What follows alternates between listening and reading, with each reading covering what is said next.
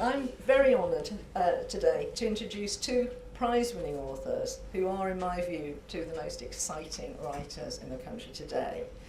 Patricia Duncker is the author of 6 brilliant novels, and she has said of it herself, and this is a quote, "I write about people on the edge of society, sexual outlaws, the marginal, the mad, the disguised. I write about psychological extremity, the deadly space between the normal world and damnation. If I had been a writer 500 years ago, I would probably have been a nun and told you quite calmly that my main preoccupations were heaven, hell, death and judgment." Jenn Ashworth, too, is interested in psychological extremity and outsiders. This is at such a young age, I'm so impressed. She's got 3 fantastic novels out, and her latest novel, The Friday Gospels, could be described as a black comedy, although indeed with some affection. Jenn was brought up as a Mormon in Preston, and she believes that this has led her to being a writer. Her sex education in particular may have led her to view the world through decidedly unexpected metaphors. The family to whom she gives voices in this latest novel acts like a pressure cooker, another deadly space, if you will. So now I hand over to Patricia and Jenn so they can tell you about their projects. Well, you know I write about heaven, hell, death and the judgment, and I'm very happy to stick with that, in fact. We thought we'd talk first about our literary influences, because last night Margaret Drabble was talked wonderfully about the writers in the early 60s that she first read. I think from my point of view, I read very widely, and I have the good fortune to be a professor in a university where I teach English, so that my job is reading and rereading. I've been very influenced by 18th century fiction, because one of the things about 18th century fiction, I'm thinking of writers like Maria Edgeworth, Jane Austen obviously, Mary Wollstonecraft. They use plot to give you meaning, and talking about plot as having meaning, I think for me is very significant. I think it's important to read almost at every level, if you possibly can, if you're a writer, so that I'm quite interested in completely trash fiction, although I find it quite hard to read, because I read every sentence as if it was written by George Eliot, so that it takes a very long time to get through books that are actually utter rubbish. But that is very interesting, because you unpick every sentence. But it's also important to read outside your comfort zone and to read quite difficult things that are unfamiliar and in some ways hostile to your sensibility, even if you only want to make a case against them. And to pick up on something else that Margaret Drabble said last night about poetry, poetry, I think we're both prose writers, but poetry was certainly very important for me, and I think also important for you, Jenn, because it's where the language is remade.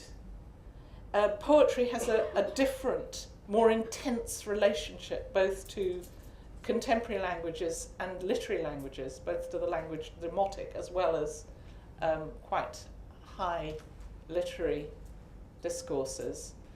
And that's where I think you learn an awful lot about language. And at the moment I'm reading Charles Dickens' Tale of Two Cities. Jenn, can we ask you about your literary influences? I am reading now. I am working my way at the same time through Muriel Sparks' novels, not in any particular order. I've just finished The Finishing School, and I've now begun to read The Driver's Seat. I started reading it last night and I only got 5 pages in, and I thought it was going to be too scary for me, so I needed to wait and read it again in the morning. And I'm also working my way through, I've read Flannery O'Connor's novels and reread them recently, and I think what these writers have in common, most obviously their faith, but the glassiness and the effervescence of Sparks' prose seems to me to contrast in a really interesting way with the grotesque and the thickness of Flannery O'Connor's prose. And this strange combination, reading these authors kind of alternately and at the same time, I'm finding very, very inspiring. I wouldn't say that they've been yet an influence on my own work, but certainly the writers that I seek out and that I enjoy the most seem to be interested in the same kind of subjects as I am. And primarily my task, I feel, as a writer is to create voice. And so I am always amazed and find extraordinarily appealing a really strong first-person voice. One of the first authors that I was very entranced by with this idea of the first-person voice was Kazuo Ishiguro. He's been criticised really that all his first-person narrators sound the same, and I think that there's perhaps a grain of truth in that. But for me, more importantly, what he is so good at doing is drawing attention to the things that this voice can't say and that this voice is not able to say. And that's really something that I try and address in all of my work. And poetry. I do read poems. I used to write. When I was an undergraduate, I wrote poems. There's probably a couple in the archives of the college. It was called Enigma. Is it still called Enigma, the college magazine? There's probably a couple of my poems knocking about. And my gift to the world of poetry is to stop doing that. Certainly not where my talents lie. What strikes me about poetry is that the best poetry makes us stop and lulls us or shocks us into stillness. And it is something, I think, for a novelist like myself, it's so important to remember. Novelists can become a little obsessed with getting the reader to turn the page and getting the reader to go on, as if reading the novel is a bit of a burden and we want them to be over it as quickly as possible. So that idea of the attention to the language, to the stillness, to the shock, to the stop, has also been quite important for my writing. Thank you. And could I ask... Could I just say something else about influences? That quite often young writers say to me, you know, oh, well, I'm very anxious not to read while I'm writing because I don't want to be influenced.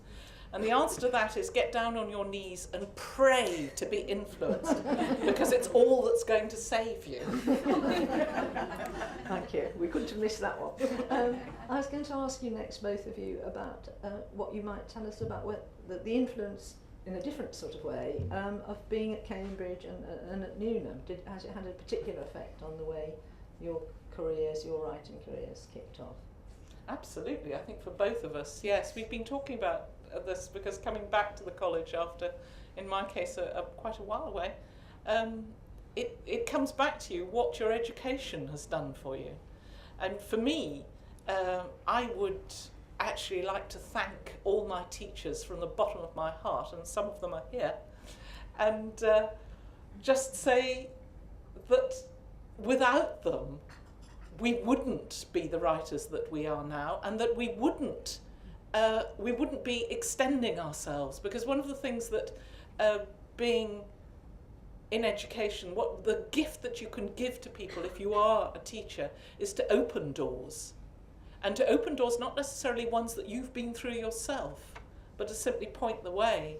And one of the things that happened to me at Newnham, which I found was absolutely wonderful, was that I was able to continue with the things that had fascinated me at school. I came up to read English, but I wanted to go on with my classics. So I knocked on Pat Easterling's door and said, would you go on teaching me Latin and Greek? And she said, yes. But she said, we'll have to do it very early in the morning because I'm so busy. You'll have to turn up at 8 o'clock. So we had these tutorials at 8 o'clock in the morning. And I remember them with passion because she went on giving me what I asked for, which was an ocean of knowledge which I didn't yet possess.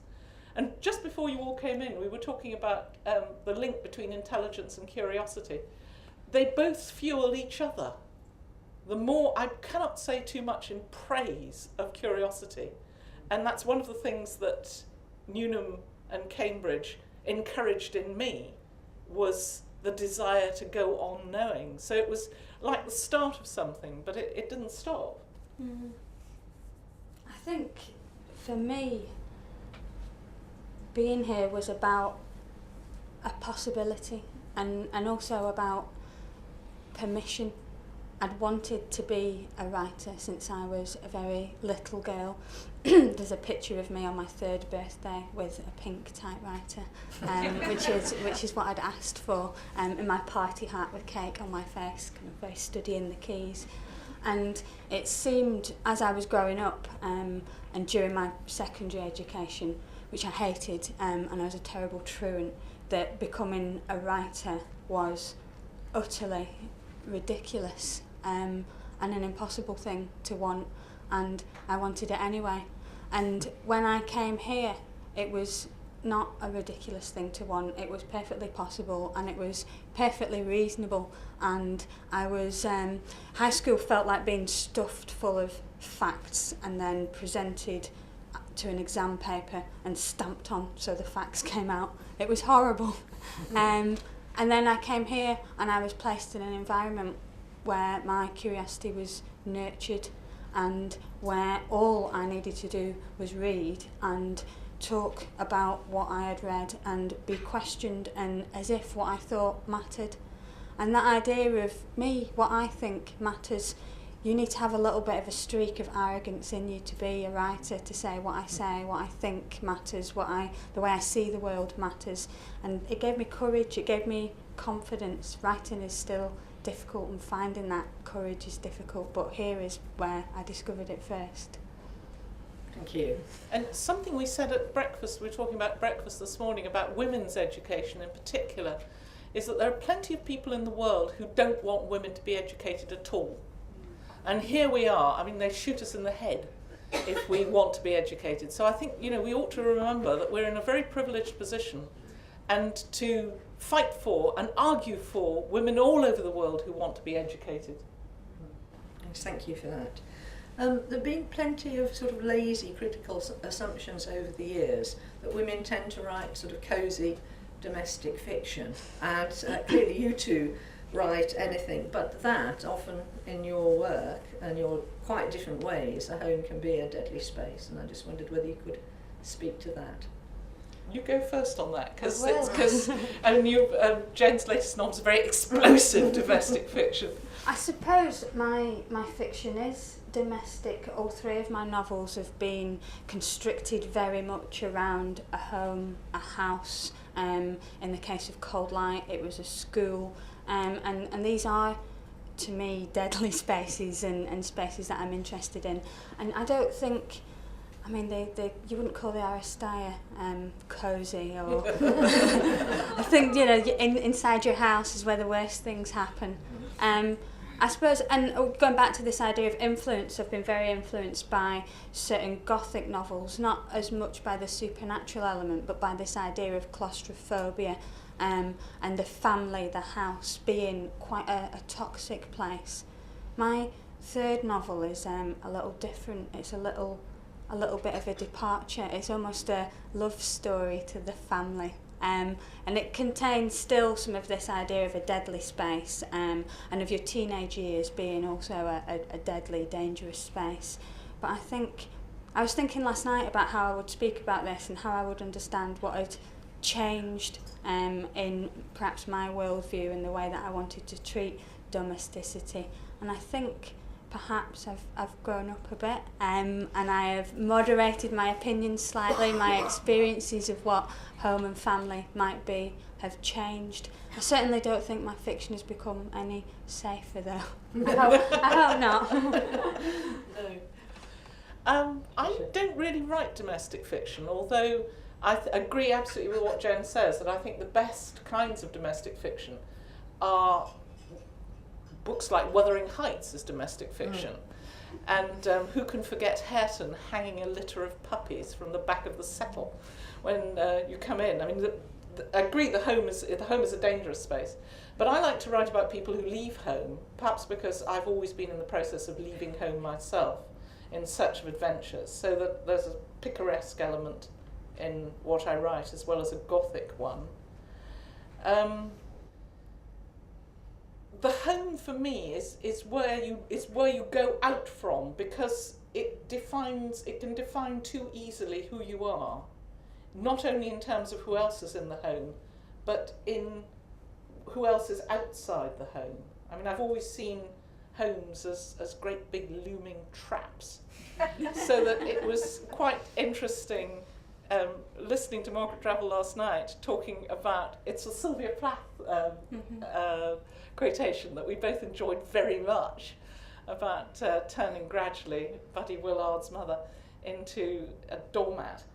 But it's particularly important for women, I think, because most women, I've noticed, travel with other people. They either travel with their husbands or they travel with other people. I travel alone. And you really see a slightly different world if you travel alone. I mean, I do take precautions. I tend to drive so that I'm usually in a car I can lock.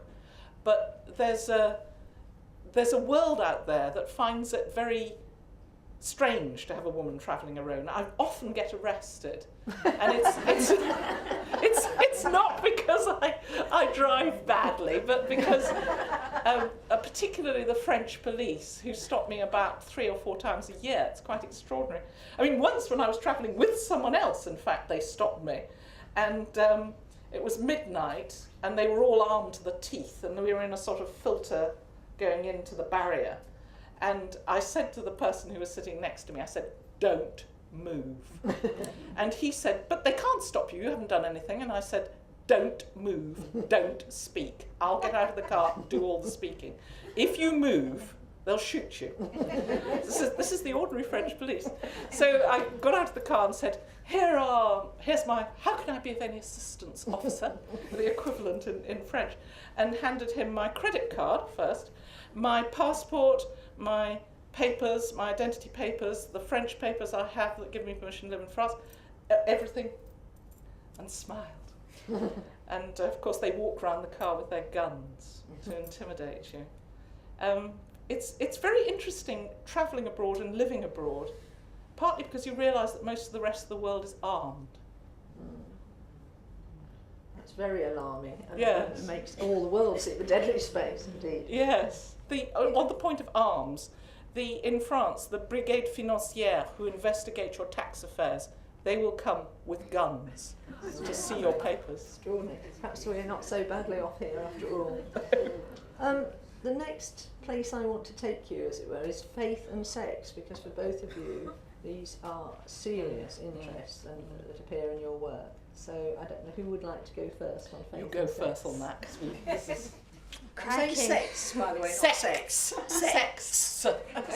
S-E-C-T-S. Yes. We promise we'll do sex next. Well, I prepared a story, but I was thinking of the wrong kind of sex. So we'll just have to stop. You can't have that story now. It wasn't the cupcakes. I should probably, because I'm going to assume that you haven't read my book, elaborate a little bit on cupcakes and on this the idea of my sex education turning me into a writer. This wasn't a practical sex education. I think I was brought up a Mormon, and the LDS community, I think, like very many communities, is quite uncomfy about talking to its young people about sex.